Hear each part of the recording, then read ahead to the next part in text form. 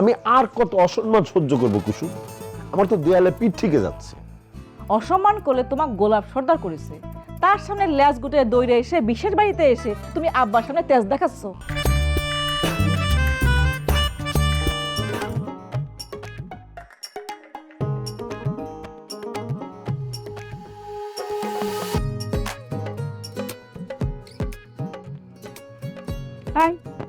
উঠে বসো।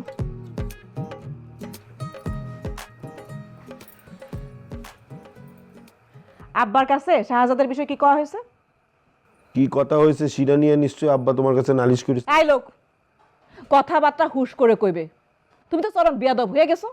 আব্বা নালিশ করেছে মানে কি? নালিশ না দিলে আমি আব্বার সাথে যে বিষয়ে কথা বলি সেই বিষয়ের জন্য তুমি আমাকে কিসের জন্য সার্চ করো? সার্চ তো করাই লাগবে। তুমি নাকি কয়েছো আমার বেটা এই বিশ্বাস বাড়ির নোংরা পরিবেশে কোনোদিন আসবি না। কথাটা আমার না, তোমার ব্যাটার বলা কথা আমি রিলে করেছি। তাই নাকি? শাহজাদা নিজে কয়েছে।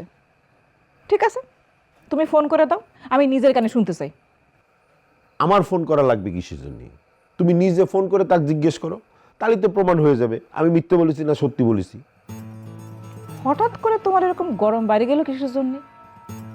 কিসের শক্তিতে তুমি যেখানে ইচ্ছা যা খুশি তাই বলে বেড়াচ্ছ? বুঝতেছি না তো।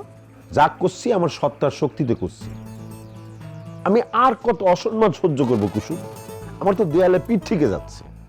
অসম্মান করলে তোমাক গোলাপ সর্দার করেছে, তার সামনে ল্যাজ গুটে দৌড়ে এসে বিশেষ বাড়িতে এসে তুমি আব্বার সামনে তেজ দেখাচ্ছ। আবারও কিন্তু আমাকে অপবাদ দেওয়া হচ্ছে। আমি কিন্তু আব্বার সামনে তেজ দেখাইনি। ঘটনা না জেনে আমাকে এরকম অপরাধী বানাই দিলে তো হবে না কুসুম। ঠিক আছে, কও শুনি ঘটনাটা কি? আমি শুধু আমার শ্বশুর আব্বার কাছে আমার মান সম্মানের বিষয়টা তুলে ধরার চেষ্টা করেছি। তুমি কি জানো তোমার ভাই সাহেব আমার কুলি বানানোর চেষ্টা করছে। আমার কয় আমার পিছে পিছে আয়, কাজ আছে। আচ্ছা আমি কি টোকাই যে তার পিছে পিছে ঘুরবো? বাড়িতে এত বড় একটা অনুষ্ঠানের আয়োজন হচ্ছে, সকলেরই তো কিছু না কিছু দায়িত্ব আছে নাকি? কোনো ধরনের দায়িত্ব তো আমাকে দেওয়া হচ্ছে না।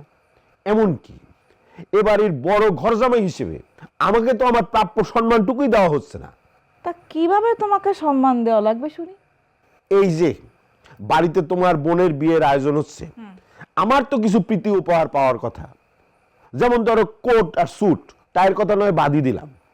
তাই নাকি? আপনার স্যুট প্যান্ট দেওয়া লাগবে? এই চেহারা নিয়ে, এই ফিগার নিয়ে আপনি স্যুট প্যান্ট পরবেন? যোগ্যতার কথা বাদই দিলাম, জামাই হিসেবে যেটা আপনার প্রাপ্য সেটাই আনা হয়েছে। এক সেট পাঞ্জাবি আর পায়জামা। আর এইটা নিয়ে যেন ছোট লোকের মতো আর কোনো কথা না শুনি।